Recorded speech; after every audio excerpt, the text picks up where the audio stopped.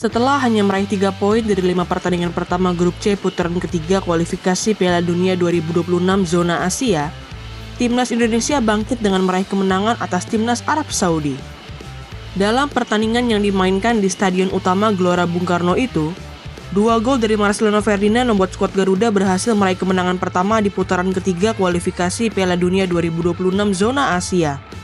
Kemenangan itu membuat timnas Indonesia yang berada di posisi juru kunci kini melesat ke peringkat ketiga klasemen sementara grup C dengan koleksi 6 poin dari 6 pertandingan yang sudah dimainkan.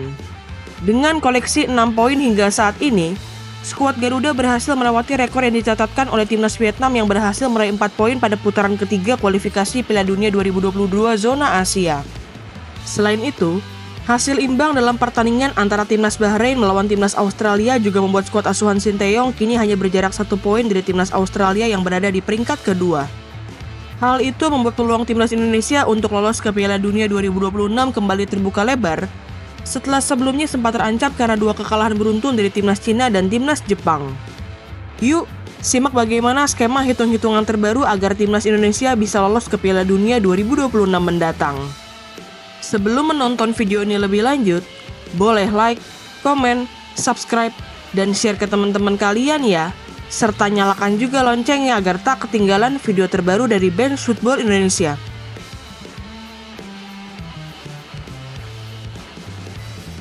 Sebagaimana diketahui, timnas Indonesia masih akan menjalani 2 pertandingan home di putaran ketiga kualifikasi Piala Dunia 2026 zona Asia.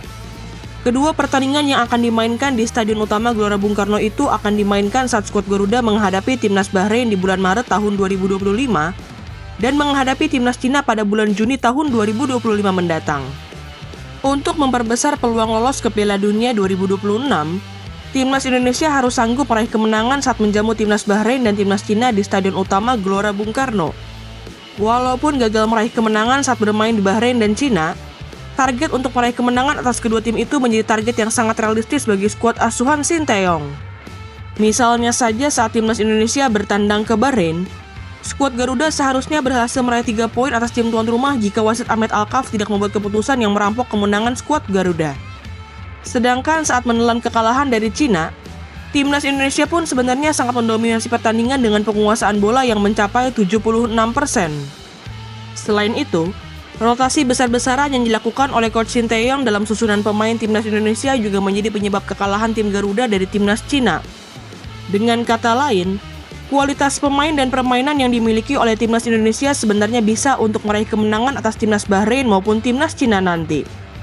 Terlebih, kedua pertandingan itu akan dimainkan di Stadion Utama Gelora Bung Karno. Dengan dukungan dari puluhan ribu pendukung yang memadati stadion kebesaran timnas Indonesia itu, skuad Garuda mempunyai motivasi lebih untuk membanggakan merah putih di kancah internasional. Jika berhasil meraih kemenangan atas timnas Bahrain dan timnas Cina nanti, timnas Indonesia akan mendapatkan tambahan 6 poin yang membuat jumlah poin skuad Garuda menjadi 12 poin.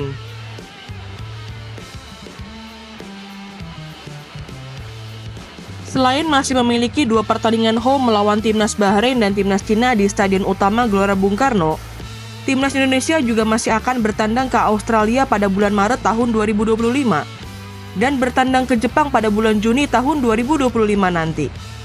Kedua pertandingan tandang itu jelas tidak akan mudah bagi skuad asuhan Sinteyong karena timnas Indonesia harus menghadapi timnas Australia dan timnas Jepang sebagai kedua tim yang sudah langganan bermain di Piala Dunia. Terlebih saat bertandang ke Jepang untuk menjalani pertandingan terakhir grup C putaran ketiga kualifikasi Piala Dunia 2026 zona Asia, masih melekat dalam ingatan kita semua bagaimana tim Samurai Biru 4 kali menjebol gawang Martin Paes dalam pertandingan yang dimainkan di Stadion Utama Gelora Bung Karno. Dengan kualitas pemain dan permainan timnas Jepang yang memang berada di atas kualitas pemain dan permainan timnas Indonesia, mencuri poin dari timnas Jepang dalam pertandingan yang dimainkan di rumah mereka sendiri akan menjadi misi yang sangat sulit untuk dicapai. Walaupun sulit, mencuri poin dari skuad asuhan Hajime Moriyasu tentu bukan merupakan sebuah kemustahilan. Sebagaimana yang sudah ditunjukkan oleh timnas Australia, menahan imbang timnas Jepang adalah hal yang bisa dicapai. Terlebih, pertandingan antara timnas Jepang menghadapi timnas Indonesia adalah pertandingan terakhir kedua tim di putaran ketiga kualifikasi Piala Dunia 2026 zona Asia. Dengan kondisi timnas Jepang yang tampil superior dan akan menjadi tim Asia pertama yang lolos ke Piala Dunia 2026, bisa saja Hajime Moriyasu menurunkan skuad lapis kedua untuk memberikan kesempatan bermain kepada para pemain cadangan maupun para pemain mudanya. Jika peluang untuk mencuri poin di Jepang akan sangat sulit bagi skuad Garuda, maka timnas Indonesia masih mempunyai peluang untuk mencuri poin saat bertandang ke Australia. Sebagaimana yang berhasil ditunjukkan oleh skuad asuhan Sinteyong saat berhasil menahan imbang timnas Australia di Stadion Utama Gelora Bung Karno, timnas Indonesia mempunyai kemampuan untuk menahan imbang Socceroos. Apalagi, timnas Indonesia sudah mendapatkan beberapa suntikan pemain yang belum memperkuat merah putih saat pertandingan pertama menghadapi timnas Australia. Para pemain dengan jam terbang tinggi di Eropa seperti Mads Hilgers, Kevin Dix, hingga Ole Romeni akan memperkuat tim asuhan Sinteyong saat bertandang ke Australia nanti. Jika berhasil menahan imbang timnas Australia dan kalah melawan timnas Jepang, timnas Indonesia akan mengumpulkan 1 poin dari 2 pertandingan away yang tersisa. Hasil itu membuat timnas Indonesia akan menyelesaikan grup C putaran ketiga kualifikasi Piala Dunia 2026 zona Asia dengan koleksi 13 poin dari 10 pertandingan. Koleksi 13 poin itu sudah cukup untuk membawa timnas Indonesia setidaknya menempati peringkat ketiga atau keempat grup C untuk selanjutnya kembali bertanding di putaran keempat. Mengapa demikian? Jika kita flashback dan melihat perolehan poin dari tim-tim yang bermain di putaran ketiga kualifikasi Piala Dunia zona Asia sebelum-sebelumnya, maka perolehan 13 poin sudah cukup untuk bisa lolos ke babak selanjutnya. Di putaran ketiga kualifikasi Piala Dunia 2022 zona Asia, Uni Emirat Arab berhasil lolos dari fase grup dengan raihan 12 poin. Sedangkan di putaran ketiga kualifikasi Piala Dunia 2018 zona Asia, Syria berhasil lolos dari fase grup dengan raihan 13 poin. Berbeda dengan kualifikasi Piala Dunia zona Asia tahun 2026, 2022, dan 2018, kualifikasi Piala Dunia zona Asia tahun 2014 dan 2010 hanya membagi 2 grup dengan masing-masing grup terdiri atas 5 tim. Pada kualifikasi Piala Dunia 2014 zona Asia, ada Yordania yang berhasil lolos ke babak selanjutnya dengan hanya mengumpulkan 10 poin dari 8 pertandingan. Sedangkan pada kualifikasi Piala Dunia 2010 zona Asia, ada Bahrain, Korea Utara, dan Arab Saudi yang berhasil lolos dari fase grup dengan raihan kurang atau sama dengan 12 poin.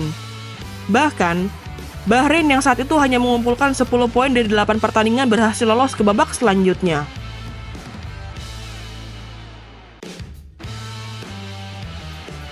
Sebagaimana diketahui, tim-tim yang berhasil finish di peringkat ke-1 dan ke-2 akan secara otomatis lolos ke putaran final Piala Dunia 2026. Sedangkan untuk tim-tim yang finish di peringkat ketiga dan keempat akan kembali bermain di putaran keempat kualifikasi Piala Dunia 2026 zona Asia untuk menghadapi tim sesama peringkat ketiga dan keempat dari grup-grup lain. Sejak mengetahui hasil undian grup ini, pelatih timnas Indonesia yakni Sinteyong sudah menargetkan tim Garuda untuk finish di peringkat ketiga atau keempat. Coach Shin menyebut hal tersebut sebagai target realistis di tim Garuda yang kini menempati peringkat FIFA paling rendah dari 17 negara lainnya yang berhasil lolos ke putaran ketiga kualifikasi Piala Dunia 2026 zona Asia. Dengan finish di peringkat ketiga atau keempat grup C, timnas Indonesia akan lolos dari grup C untuk selanjutnya menempuh putaran keempat kualifikasi Piala Dunia 2026 zona Asia. Sebagaimana yang sudah diulas sebelumnya, ketatnya persaingan di grup C putaran ketiga kualifikasi Piala Dunia 2026 zona Asia saat ini membuat timnas Indonesia hanya berjarak 1 poin dari timnas Australia yang sedang menduduki peringkat kedua. Berbeda dengan timnas Jepang yang tampil superior dengan koleksi 16 poin dari 6 pertandingan yang sudah dimainkan, 5 tim lainnya termasuk timnas Indonesia masih saling bersaing untuk memperebutkan finish di peringkat kedua. Ketatnya persaingan antar 5 negara di grup C putaran ketiga kualifikasi Piala Dunia 2026 zona Asia juga membuat timnas Indonesia mempunyai peluang untuk langsung lolos ke Piala Dunia 2026. Finish di peringkat kedua akan membuat timnas Indonesia langsung secara otomatis lolos ke Piala Dunia 2026 dan tidak perlu menempuh putaran keempat apalagi putaran kelima.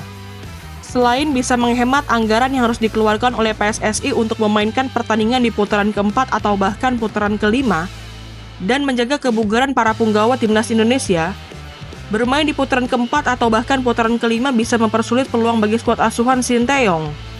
Jika harus bermain hingga putaran kelima untuk memperebutkan 1 tiket menuju Piala Dunia 2026, Timnas Indonesia akan menghadapi negara-negara yang berasal dari konfederasi lain, seperti Afrika, Oseania, Amerika Utara, atau Amerika Selatan. Sebagaimana pengalaman pahit yang pernah menimpa Timnas Indonesia U23 saat kalah dari Timnas Guinea U23 di babak playoff menuju Olimpiade 2024, bermain di babak playoff bisa menjadi mimpi buruk bagi skuad asuhan Sinteyong. Gimana nih menurut teman-teman? Apakah menurut teman-teman Timnas Indonesia mempunyai peluang untuk finish di peringkat kedua klasemen akhir grup C? Tulis pendapatmu di kolom komentar ya.